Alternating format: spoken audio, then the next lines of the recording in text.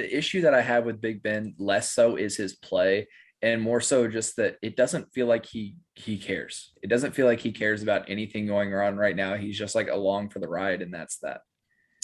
Yeah.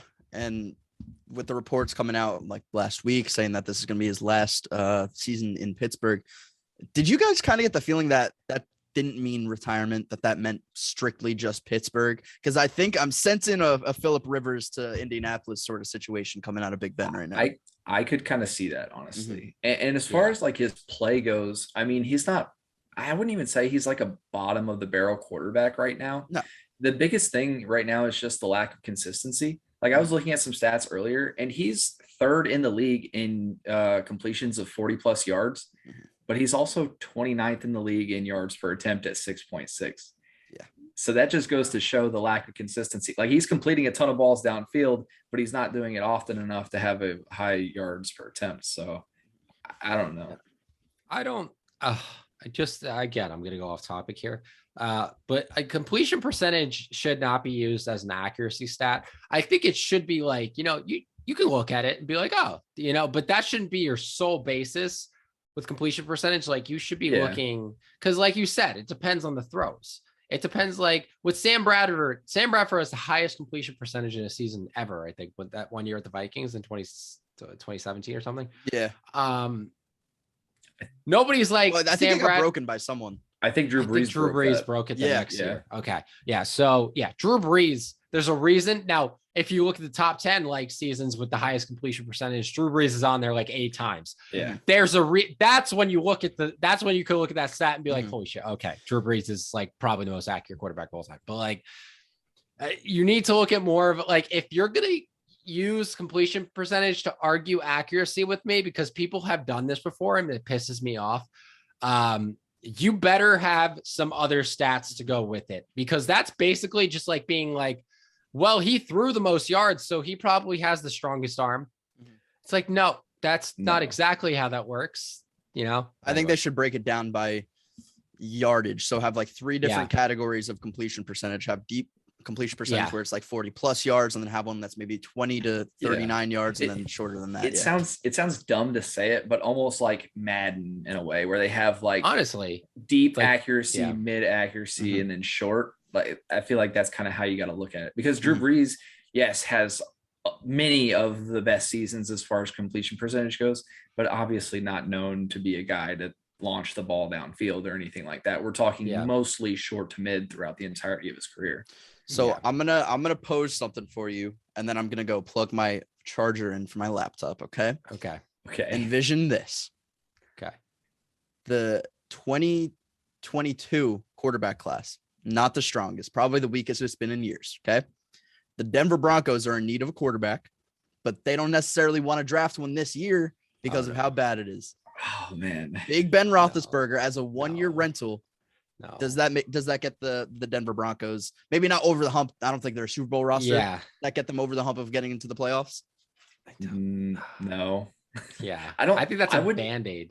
I don't even, and I know I was just saying that like consistency is the biggest thing, but I wouldn't even say that he's like a big upgrade, if an upgrade at all, over what they have with Teddy Bridgewater. That's exactly what I thought. Like, obviously he's able to push the ball down. Not even really anymore. Is he really able to push the ball downfield? Like he's fine. Like he's playing better than he was early in the season. Early in the season, I thought he was done. Like I was like, this guy looks terrible. Now he's cleaned it up a little bit. He's played better, but he can't push. Like he pushed the ball a little bit downfield, but this is in pride Big Ben that can launch at 75 easily. So I don't like that for the Denver Broncos. I still think they can go the route of the draft, because even though this isn't the strongest quarterback class, you still got some nice talent in there. Like over this break, I'm gonna start digging into my top 100 draft prospects. I'm getting ready. I'm super pumped for that. When I get into the flow of watching film, oh my gosh, I love it. Time just passes by and I'm just like in a zone. I'm so excited for this.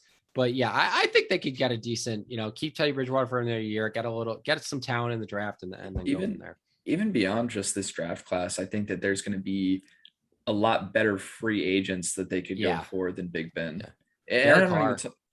Yeah, and I'm not even talking about the guys that, well, not even just free agents, but like trade targets and stuff as well. And I'm not even talking about the guys that just we've talked about a lot as far as Aaron Rodgers, Russell Wilson, and all that. But yeah, Derek Carr is a good one. If the Vikings do decide to make the decision to move on from Kirk Cousins, I think he would be, perfect for that. I mentioned Matt Ryan several episodes ago. I think that he would fit in well there. Mm-hmm. So Big Ben, I don't think does anything for them. I wouldn't even make that move. So what about Jimmy Garoppolo for the Broncos? Would that be a direction they look? Because Kyle Shanahan and I don't know why, but the Niners already released this information that they are cutting ties with Jimmy Garoppolo in the offseason. So would that be a direction that the Denver Broncos could look this offseason? I don't necessarily think Jimmy G is a good enough upgrade over Teddy B or Drew Lock.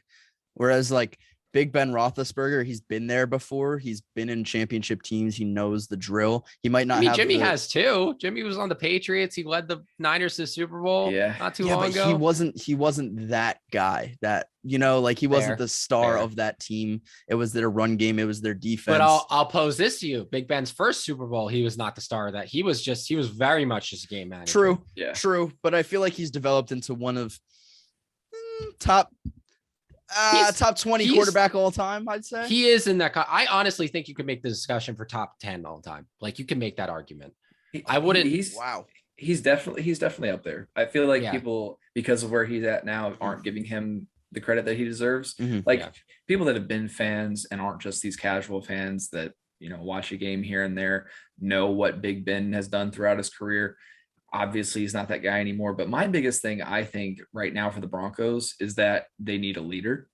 Mm-hmm. And we were just talking about how Big Ben just doesn't seem to be that right now, if he was at any point. You know what I mean? I don't know, because I feel like Teddy Bridgewater might be one of the best leaders in all of football. He just doesn't have the talent. But they need a talented leader. I guess is what I'm saying. Because they had a leader in Von Miller, who has now been traded to the Rams, as we all know. And Teddy Bridgewater, while, he'll manage a game, isn't going to go out there and, do anything spectacular either. And I don't know how much of it you heard, Luke, but when Jake and I were talking, I like you said about Jimmy G, I just don't think that Big Ben is a big enough upgrade for them to even take that chance. Mm-hmm. I don't know.